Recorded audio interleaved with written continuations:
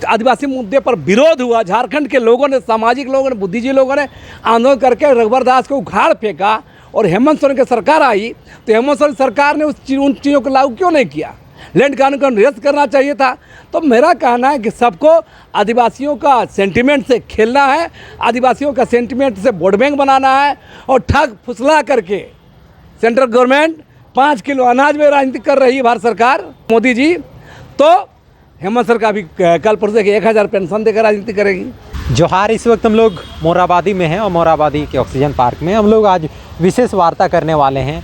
वार्ता लोग वर्तमान राजनीतिक स्थिति को लेकर करने वाले हैं, क्योंकि झारखंड में तमाम झारखंड राज्य बने 24 साल हो गए, आदिवासियों को उनका हक नहीं मिल रहा है, उनको अधिकार नहीं मिल रहा है और कहीं ना कहीं पूरे देश में आदिवासियों के ऊपर अत्याचार, शोषण, उत्पीड़न, ज़मीन से उनको बेदखल किया जा रहा है, जैसा तमाम खबरों में आती है, सुनने को मिलता है। चाहे वो हसदेव का मामला हो या फिर झारखंड में ज़मीन का मुद्दा हो या फिर संथाल परगना में डेमोग्राफी बदलने का मुद्दा हो, लेकिन तमाम मुद्दे केवल मुद्दे बन जाते हैं और सरकार आती है जाती है।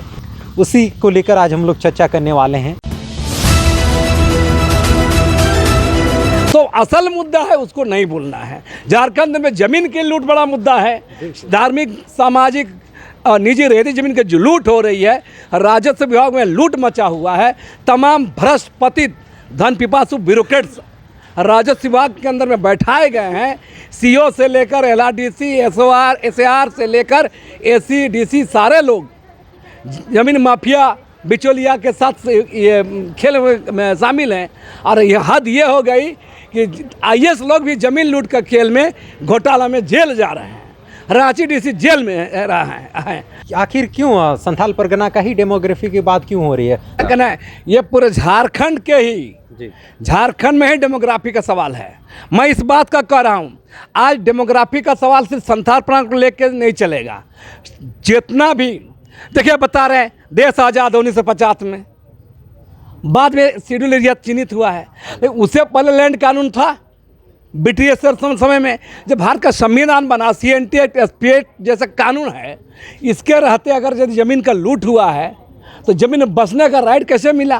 तो ये तमाम भारतीय शासक वर्ग को जो रूल किए हैं उन लोग का जिम्मेदारी है।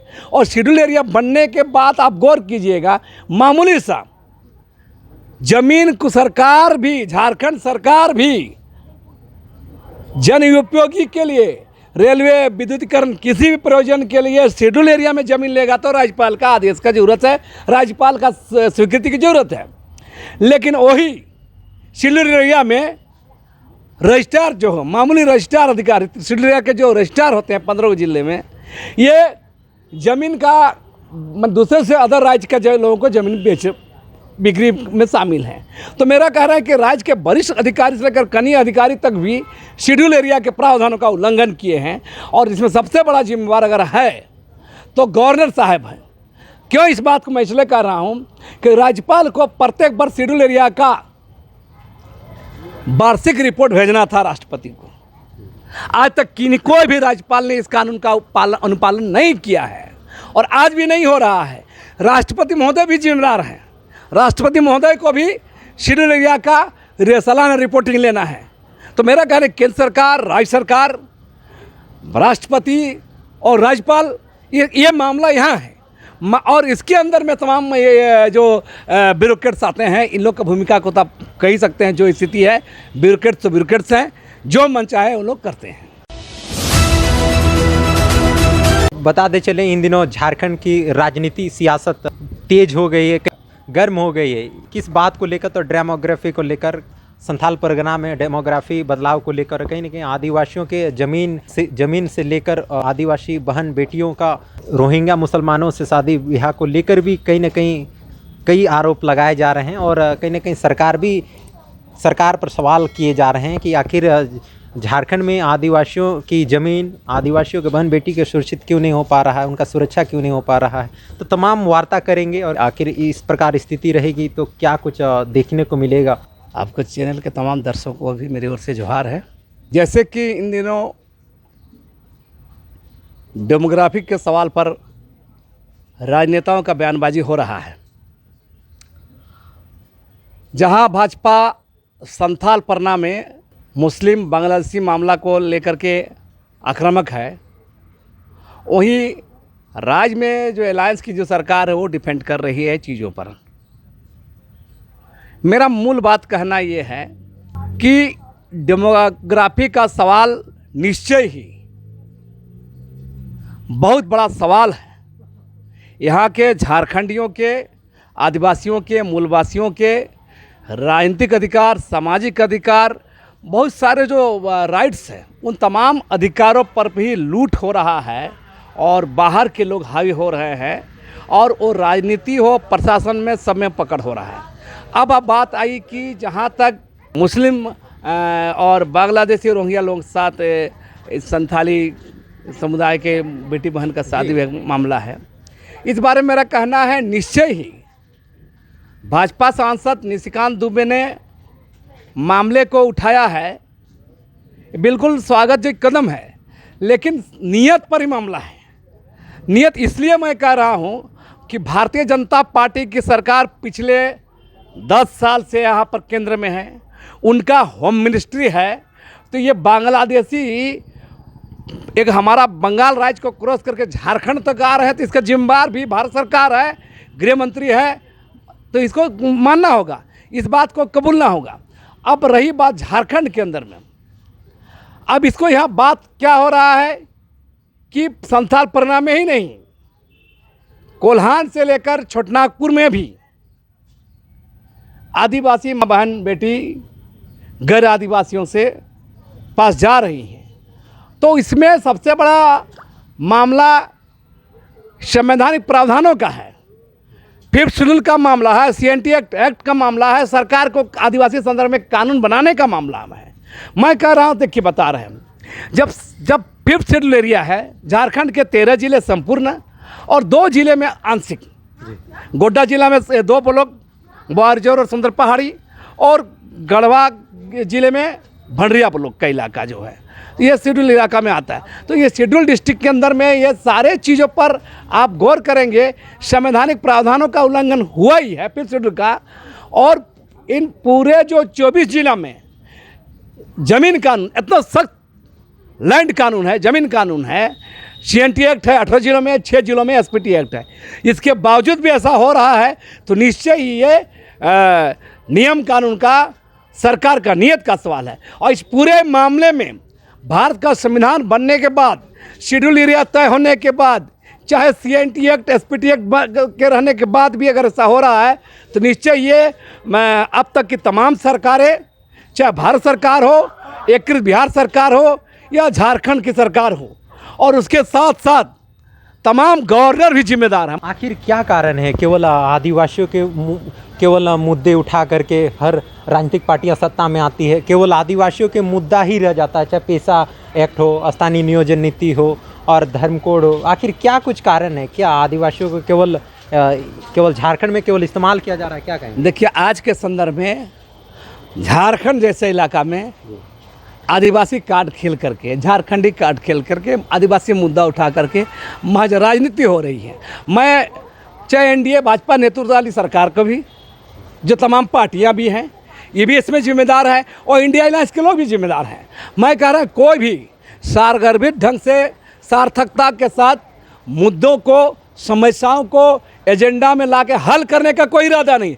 सबको फेंका फेंकी की राजनीति करना है, सबको वोट बैंक की राजनीति है, और सारे के सारे लोग वोट बैंक का और राजनीति कर रहे हैं, चुनाव की राजनीति कर रहे हैं। आखिर क्या कारण है कि यहाँ के आदिवासी आरक्षित सीट से भी कई आदिवासी विधायक हैं, लेकिन आज तक यहाँ के पेशा कानून से लेकर हाईकोर्ट निर्देश देता है गवर्नमेंट को कि 2 महीना के अंदर आप पेशा कानून बनाइए। आखिर ये तमाम आदिवासियों के कानून धरातल पर लागू करने के लिए इतना चुप्पी क्यों? देखिए, क्योंकि आदिवासी सरकार है। देखिए, मुख्य धारा की तमाम पॉलिटिकल पार्टियाँ, चाहे भारतीय जनता पार्टी की केंद्र में सरकार हो या राज्य के अंदर में भी जम्मू कांग्रेस की सरकार हो, ये सब वोट बैंक के चलते हैं।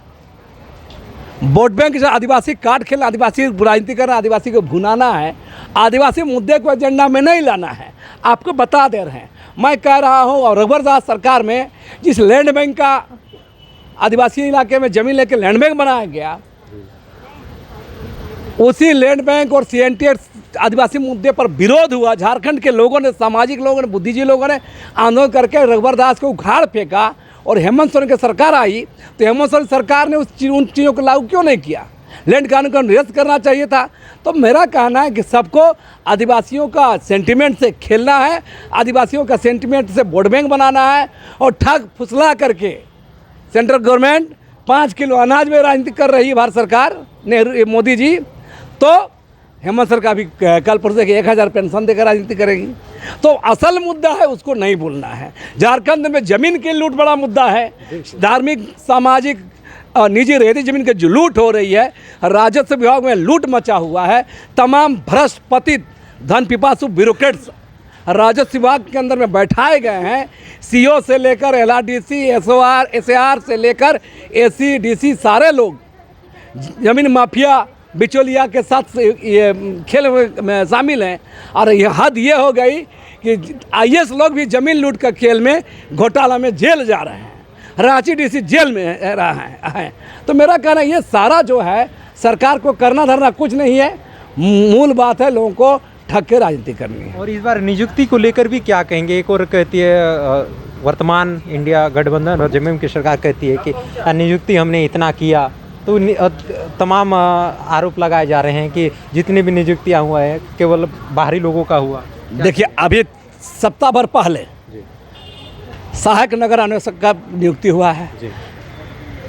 28 में 17-18 को बाहर का लोगों को हो गया। तो किस तरह का झारखंडी सरकार है?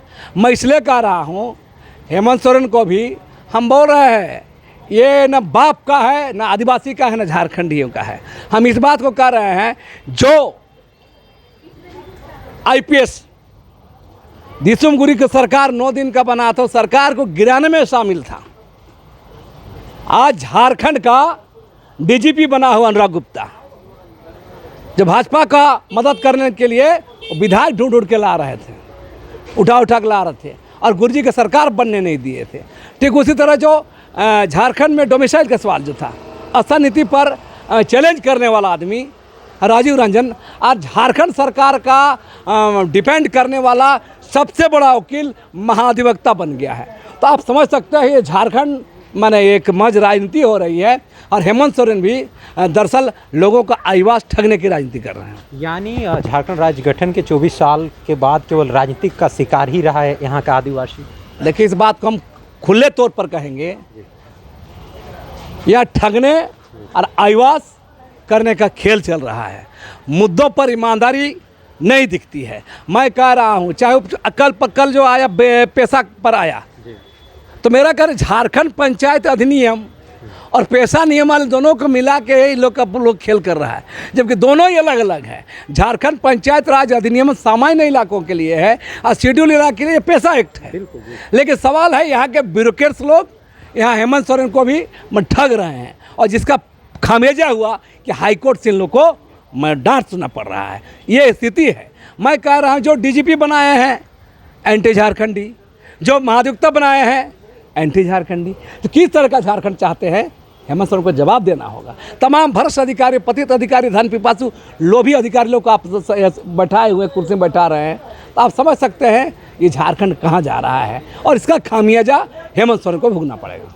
तो क्या इस बार चुनाव में भारी परिणाम भुगतना पड़ सकता है, क्योंकि यह साल चुनावों का है? देखिए, लोकसभा चुनाव में अब की बार 400 बार करने लगी मोदी एंड कंपनी, भाजपा वाले कहाँ ठहर गए? खामियाजा भुगतना पड़ा उसको। आज नायडू और नीतीश के साथ ऐसा कि सारे केंद्र में काबिज हैं। झारखंड में भी हेमंत सोरेन को भी ये भ्रम में नहीं रहना होगा।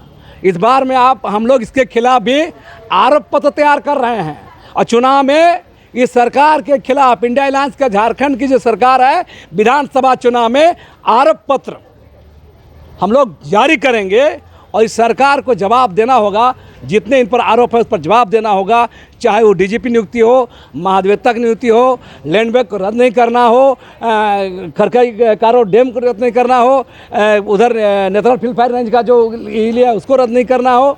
ये तमाम मुद्दे, इस सारे मुद्दों को लेकर हम लोग बाकायदा बुकलेट जारी करेंगे, आरोप पत्र जारी करेंगे। चलिए, धन्यवाद। जोहार। तो अभी थे लक्ष्मी नारायण मुंडा, जो आदिवासियों के बातों को रखते हैं और उन बातों को रखते हैं जो सच्चाई जो चल रही है वास्तव में। तो तमाम झारखंड में देखा जा रहा है नाराज़गी है सरकार से, क्योंकि यहाँ के जो छात्र हैं, चाहे वो आदिवासी हो मूलवासी हो, अब पढ़ लिख कर की बेरोजगार हो जा रहे हैं। अब पढ़ लिख कर उन्हें पलायन करना पड़ रहा है और उनकी ज़मीन को बचाने के लिए जब वे संघर्ष करते हैं तो उनको जेल भी जाना पड़ता है।